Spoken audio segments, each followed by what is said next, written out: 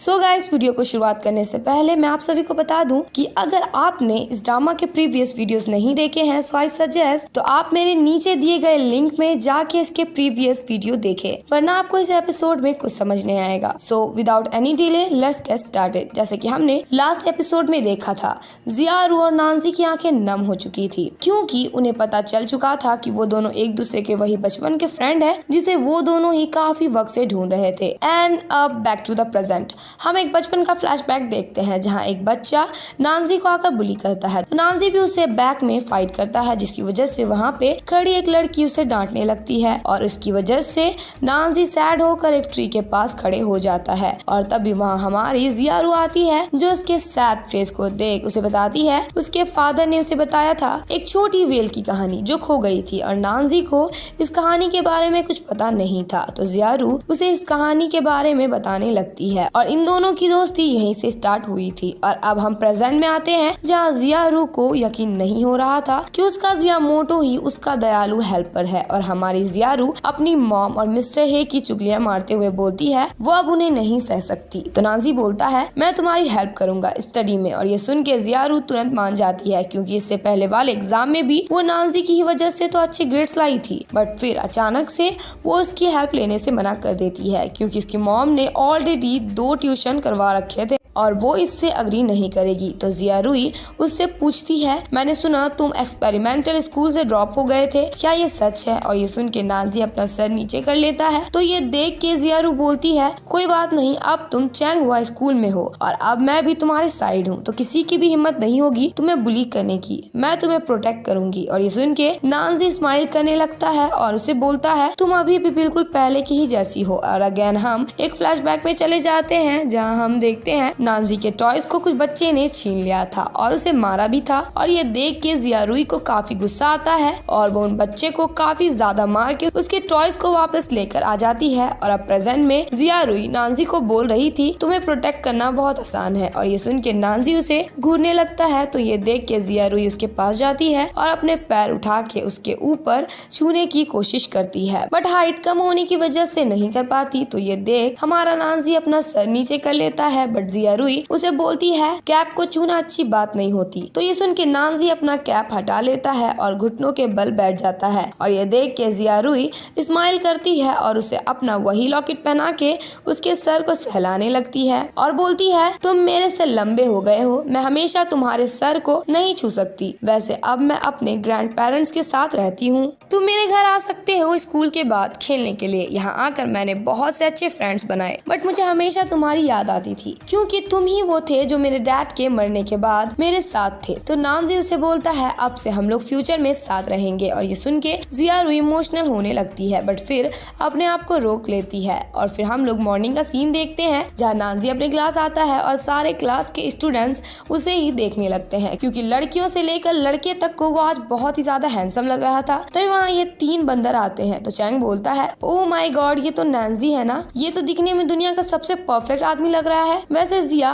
क्या कल जिससे तुम मिलने गई थी वो नांजी ही था? तो फिर शू कल रात की सारी बात जियारूई को उसे बताने को बोलती है, बट जियारूई नांजी को स्माइल दे के वहाँ से चली जाती है। और चैंग और शू को लग रहा था कुछ तो गड़बड़ है, तो वो जियारूई को मैसेज करके बोलती है कैफे आना आज, मुझे कुछ बहुत बड़ा अनाउंस करना है। और इधर हम नांजी को देखते हैं जो मिस्टर हु को उसकी हेल्प करने को बोलता है जियारूई को पढ़ाने के लिए। तो मिस्टर हु मान जाते हैं जियारूई की मॉम को मनाने के लिए। और हम लोग नेक्स्ट सीन में शू और चैंग को देखते हैं जहां उन दोनों की नजर कैफे पे जाती है और वो दोनों जियारूई और नांजी को एक साथ देखते हैं और उन दोनों को लगने लगता है उन दोनों के बीच कुछ तो चल रहा है। तभी जियारूई नांजी के सर को टच करती है और ये देख के तो ये दोनों और ज्यादा हैरान रह जाते हैं और जियारूई के पास जाकर उसे सारा सच बताने को बोलते हैं। तो जियारूई उन्हें पूरी कहानी बताती है उन दोनों की बचपन की, और तब जाकर इन्हें पता चलता है ये दोनों तो बस बचपन के बेस्टीज हैं। और फाइनली इन दोनों का शक खत्म हो जाता है और जिया रुई इन्हें बताती है कि वो नानजी को पहचान ही नहीं पाई थी, क्योंकि पहले वो बहुत ज्यादा छोटा हुआ करता था और अब वो उससे भी ज्यादा लंबा हो चुका है। तभी चैंग जिया रुई से दोस्ती करने के लिए उसे अपने साथ बहुत जगह घूमने जाने को बोलता है, बट नानजी उसके साथ कहीं भी जाने से मना कर देता है। और ये सिचुएशन देख के जिया रुई बोलती है, मेरी ग्रैंड माँ सूप बना रही है, इसलिए ये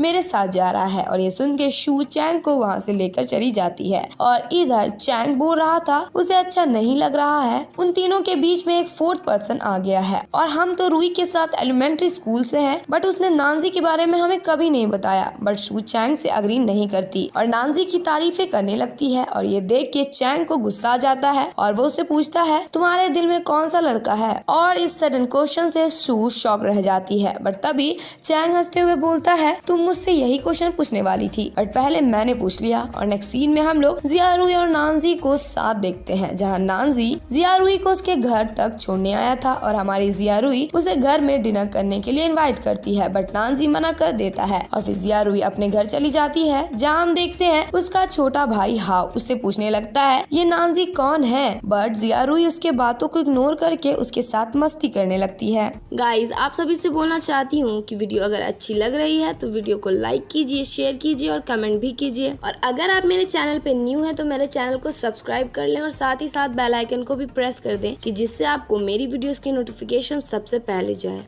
तभी वहाँ उसकी मॉम आकर उसे बताती है, आज मिस्टर हु ने इन्हें कॉल किया था और उन्होंने बताया तुम में इन दिनों बहुत प्रोग्रेस आया है और उन्होंने तुम्हारे लिए एक क्लासमेट ढूंढा है तुम्हें पढ़ाने के लिए, वो तुम्हारे क्लास में फर्स्ट आता है। तो ये सुन के जिया रुई शॉक्ड होकर बोलती है, नानजी? तभी उसका भाई बोलता है, हाँ यही लड़का। तो मॉम बोलती है, अब से वो तुम्हें ट्यूशन देगा और अगर तुम्हारा 100 मार्क्स नहीं आया तो तुम्हें क्रैम स्कूल जाना होगा, और इस बार मैं सच बोल रही हूँ।